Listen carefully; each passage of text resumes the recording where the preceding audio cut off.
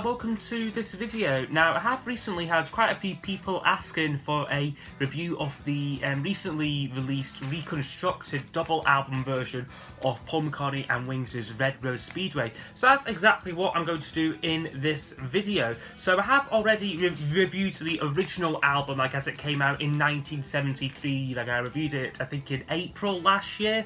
So that review still stands, and I don't really want to completely repeat myself on that video.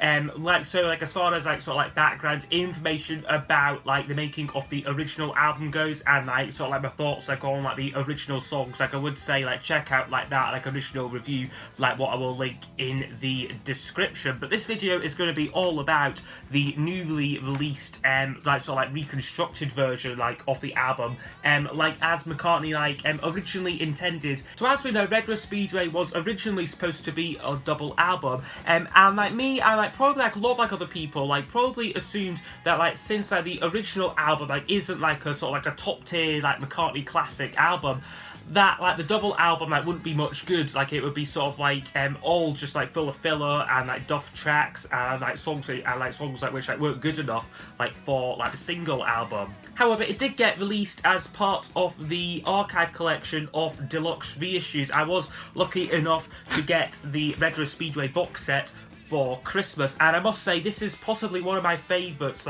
in the archive series so far. There's so much excellent bonus audio. I'll just get the wee summary sheet out of this here. So there's all the tracks on it there. So you get the album, the original album, this double album which we will be talking about today, and then all these other tracks B-sides Sea Moon, Hi Hi Hi, Live and Let Die, those sort of songs. And then you get 2 DVDs for this, a collection of the music videos and the James Paul McCartney hour-long TV special, which is a really great watch. And then probably for me the best thing about this set was the Bruce McMouse show, which is an hour-long sort of concert film of Wings. And I must say I really underestimated how good Wings Live were actually around this time, because that is an absolutely great wee concert film. I believe it's been put onto YouTube now.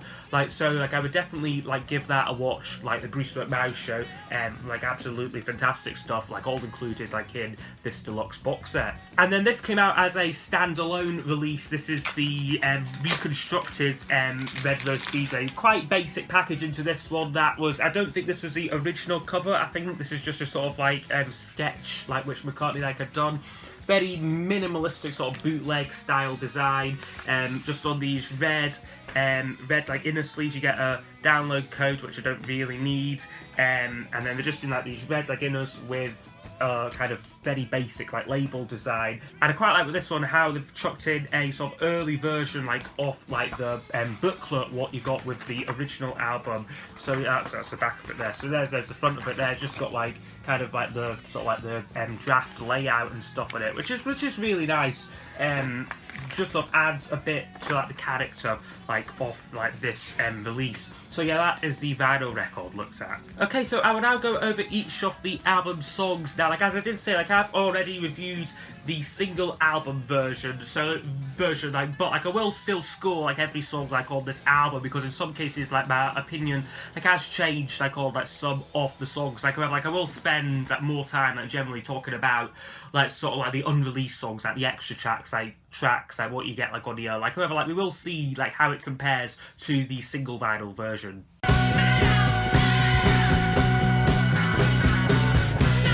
So the album kicks off with a song called Night Out, which is one of the unreleased songs. And this is a very rocking track. You've got a really nice sort of fuzzy guitar riff on it. However, it really doesn't have much in the way of lyrical content. Quite notably though, a later version, which is from the Cold Cuts album. I think McCartney must have either overdubbed some vocals on it, because this version of it actually features some more vocals on the verses, some more more sort of like thought out lyrics, like, so like I do probably prefer this version, like if not like for like the sound quality, like just for like the extra content like off like the song. I mean, it's quite a short track, this, like it doesn't go on for too long. However, I think it was wise like dropping this one off the original album because it's very similar like in style to Mumbo, like which opened Wildlife, which is this very sort of like loud, like, sort of like nonsense like lyrics song. Like so yeah, like this is a song which sort of follows like the same sort of format like as that one, like so quite glad that this one wasn't the opener like on the album, but quite a pleasant bonus track though to have.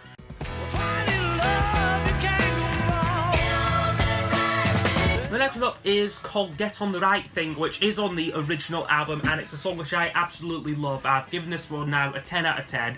I just think it's a wonderful song. I think it's just very poppy, very melodic, like the Wings harmonies just sound great on this song here.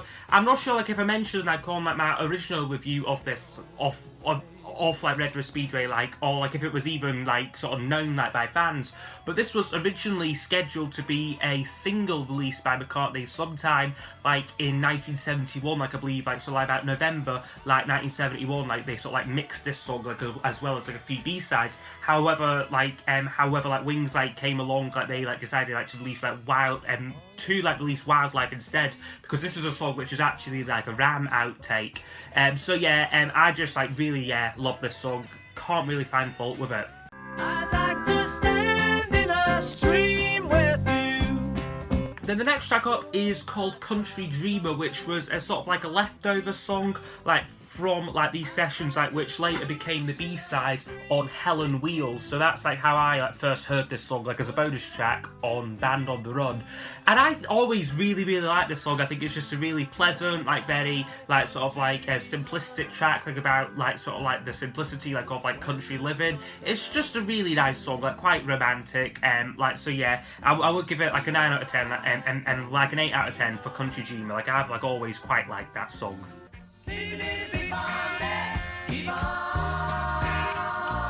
And then we get what was the original opener like on Retro Speedway, Big Barn Bed, which I must say I think works better like as an opening song, this one personally. Like I don't think it's quite as effective like as the fourth track like on the album. Although in my original review of Retro Speedway I only gave this song a 4 out of 10, like I like rewatched that, which is very low for it, like very like too low, like I would say. Like I do think that it deserves like a bit more. Still not a favourite McCartney song though, like off mine. I think the chorus like is like was still rather like annoying, and like it definitely could have been trimmed down like in length. However, I would give it now a 6 out of 10. I don't mind Big Barn Bed.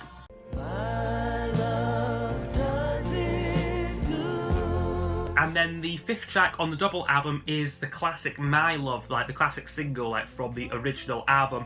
And I must say, not too much for me has changed like with this song. I would still give it like a 10 out of 10. I still like highly rate this song, like from like McCartney's vocal, like the song itself, to like Henry McCulloch's brilliant guitar solo. Yeah, just for me a flawless single. Single pigeon through the railings. And again, another one which was on the original album, which kicks off side 2 of this Single Pigeon, which actually really works like as a side opener, like in like both cases. It's quite minimalistic, this one here, like a piano ballad, quite short. I mean, it's not a masterpiece by any means, but it's just a good, pleasant track. I would give it a 7 out of 10.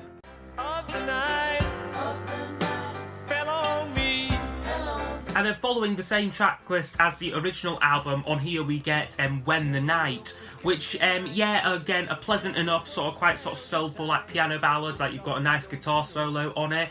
I mean, McCartney sings the song well. Yeah, there's not too much really I can add about this song, like, which I didn't say, like, in my original review of it, like, the score would stay, like, as a 7.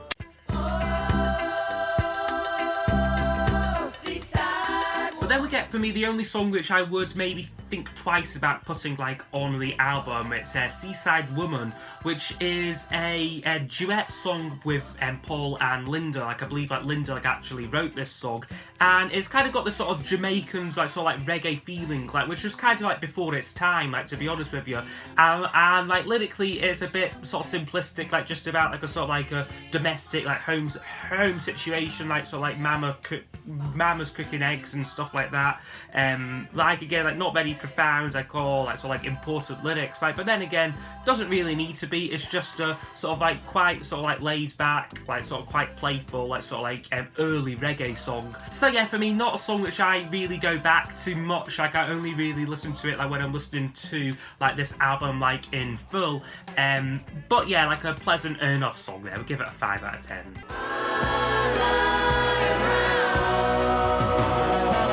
And then we get for me one of the best songs like which is now featured like on here, and like why it wasn't on the original album I don't know, but it's I Lie Around, which was originally the B-side to Live and Let Die, like it came out like as like the B-side, and I absolutely love it, especially this remaster, because on like this wee single it doesn't sound too great, like its mix is slightly like sort of like messy, like sort of like sound mix on it, like whereas like the remaster sounds a lot better, and it just really brings the song to life. It's got really great like vocal like interplay between like sort of like McCartney and like Denny Lane, like they all like sort of like a proper duet like between like the two of them, like which like Wings like almost like never did. And again, it's a bit similar like in like lyrical themes to stuff like Country Dreamer and like Heart of the Country, like sort of like just about like sort of like being like sort of like lazy, like enjoying like the sunshine and like that like sort of thing. But I think it's really good and like a real sort of hidden gem in the Wings catalogue. So I Lie Around, a great song, like great addition to Red Rose Speedway.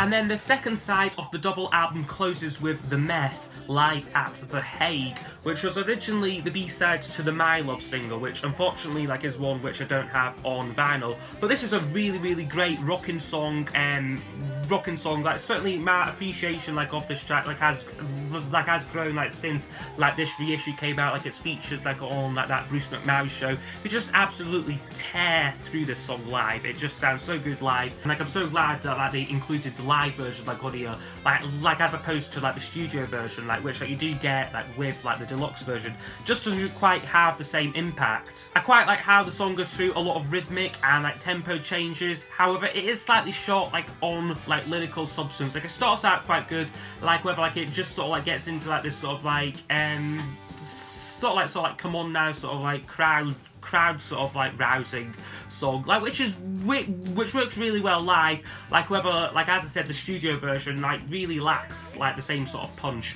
like which this version has.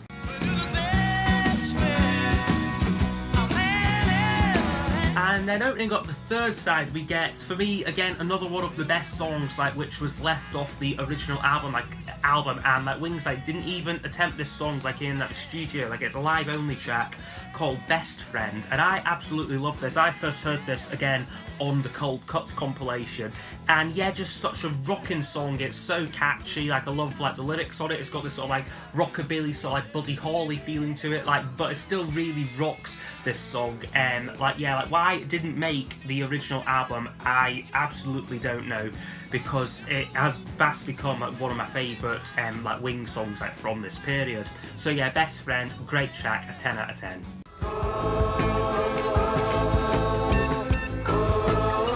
And then we're back to tracks from the original album now. So we've got Loop, First Indian, On the Moon, which this is a kind of experimental, like instrumental piece. Like I'm still not a massive fan like of the song. Like I can't quite remember like what I gave it like in like the original review.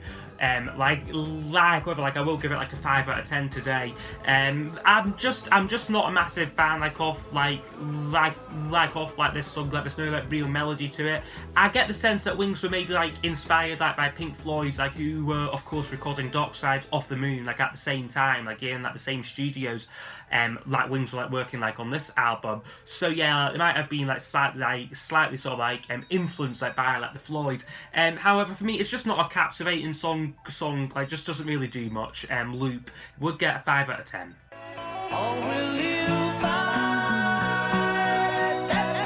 And then we we get the medley, which was the original closing song on the original album.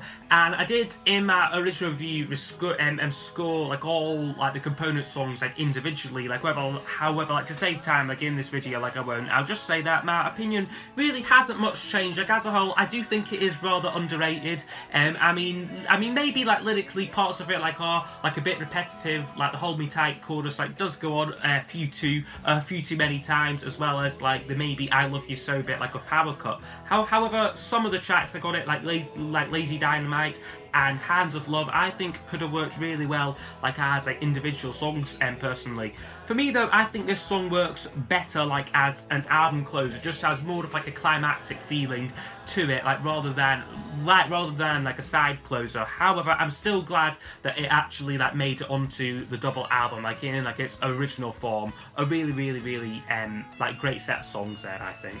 Still I will remember Mama's little girl. And then the final side kicks off with a song called Mama's Little Girl, which is quite a nice like little like acoustic sort of country track. I mean, you've got like some like really nice like sort of like finger picking like guitar playing on it like from Paul.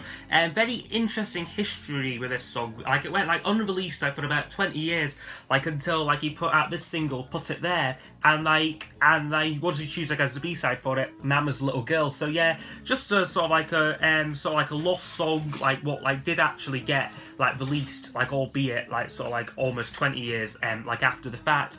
As I said, it's not a great song this. I don't feel like lyrically like it's anything too special. It's just a pleasant like sort of like laid back like sort of like acoustic track, like quite a nice like bonus track like for the album like doesn't really hurt it. So I would give it a 7 out of 10 for that one.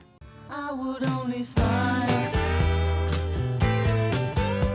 And then for me, one of the real surprises like of this reissue was the song I Would Only Smile, which is a Denny Lane written and sung song, and I really love it. Like I'd never heard of this song like before this reissue came out, and it's just a really pleasant, upbeat, like mid-tempo rock track. Definitely should have been like a contender for like the original album, because it was like so much better than like most of like the McCartney songs like which he had like on that album. Like if he was wanting to sort of push wings like as like a sort of like a democratic band like at this stage, like this is a song like which he definitely like should have like considered like for the album, because I think it is just a really great little pop song there, and would get a 9 out of 10.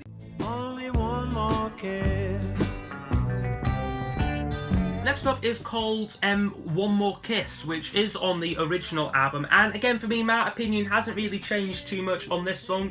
It is a little bit similar to the last couple, very sort of like upbeat, quite like optimistic, like lyrically. I mean, it's pleasant. Like it's not one like which I would have personally picked like for like the single album. Like if like I had to like sort of like reconfigure it like as like a single release, this is one which I think probably would have like got like the chop for me. However, not a bad song though. I would give it a 7 out of 10.